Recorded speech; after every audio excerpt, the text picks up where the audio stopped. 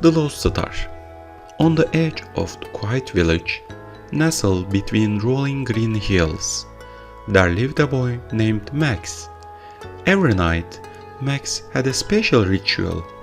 He would climb onto the roof on his little house, sit on a plank with his telescope, and count the stars in the sky. He believed that each star had a story, and it was his job to watch over them. But one night, as Max scanned the sky, he noticed something strange. "One of the stars is missing," he whispered to himself. There was a dark spot where a bright star used to twinkle. Suddenly, a soft, shimmering light floated down from the sky. It grew brighter and closer until with a gentle plop it landed in Max's garden. Max hurried down to see what it was. In his garden stood a small, glowing creature. It had silver wings that sparkled like diamonds, and a tail that trailed light whether it moved. "Hello, Max," the creature said, and a voice like a soft breeze. "I'm Nova, a star keeper. One of our stars has lost. It glowed and fallen from the sky. I need your help to bring it back." Max was speechless for a moment. "A real star keeper? Me? Help? What do I have to do?" Nova smiled. "The star has lost its light because it forgot how important it is. To help it shine again, we must collect 3 pieces of magic: the glow of kindness, the sparkle of hope, and the light of laughter." Nova spread her wings, and with a sprinkle of stardust, she lifted Max into the air. Together, they flew over the village, past the hills, and into a magical forest that glowed faintly under the moonlight. The trees whispered secrets, and fireflies floated like tiny lanterns. At the center of the forest lay the fallen star. It was small and dim, barely glowing at all. "Don't worry," Max said, kneeling beside the star. "We will help you." Nova placed a comforting wing on the star. "We need to remind it why it's special, Max. Are you ready to find the 3 pieces of magic?" Max nodded early. "Let's do it!" Their first stop was a meadow filled with glowing flowers and dancing fireflies. Nova led Max to a cluster of flowers that glimmered with a soft golden light. "These flowers hold the glow of kindness," Nova explained, "but you must show kindness to collect their light."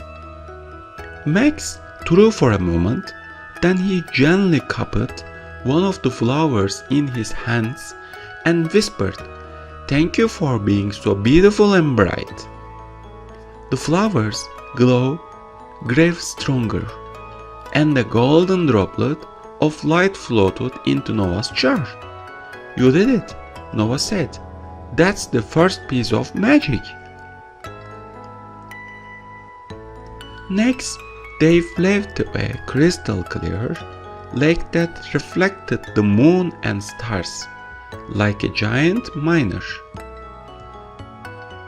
The surface sparkled faintly, but Nova looked concerned. "This lake holds the sparkle of hope," she said, "but it needs your dream and wishes to shine brighter." Max closed his eyes and thought about all the things he hoped for: exploring the stars, helping others, and seeing everyone smile. As he thought, the lake shimmered with 1,000 sparkles. Nova carefully scooped the sparkle of hope into her jar. "You are amazing, Max!" The final stop was a grove of giant trees. Every time the wind blew, the trees shook with laughter, their branches bouncing up and down. To collect the light of laughter, you must make the trees laugh even louder, Noah said with a grin. Max thought for a moment, then began making funny faces and silly noises. Boop, beep, boop, beep, he said. Twirling in a circle, the trees laughed so hard that their leaves shook like bells. A soft golden light floated from the trees in Noah's jar. "That's the light of laughter," Noah said. "We have everything we need." Back in the forest, they returned to the fallen star. Noah opened her jar, and the glow of kindness, the sparkle of hope, and the light of laughter swirled together like a tiny galaxy. The star began to absorb the magic. It glowed brighter and brighter until it shone like a tiny sun. Slowly, it floated into the air, and with a happy twinkle, it flew back into the night sky. "You did it, Max," Noah said. "The star is back where it belongs." Max watched the star twinkle in the sky. "It looks happier than ever," he said with a smile. As they flew back to Max's house, Noah said, "You did just help us, star. You reminded us all how important kindness, hope, and laughter are." When Max climbed back into the bed, the stars above his window seemed to twinkle a little brighter. "Good night, Noah," he whispered, and he drifted off to sleep. He dreamed of glowing stars, magical forest, and the power of believing in yourself.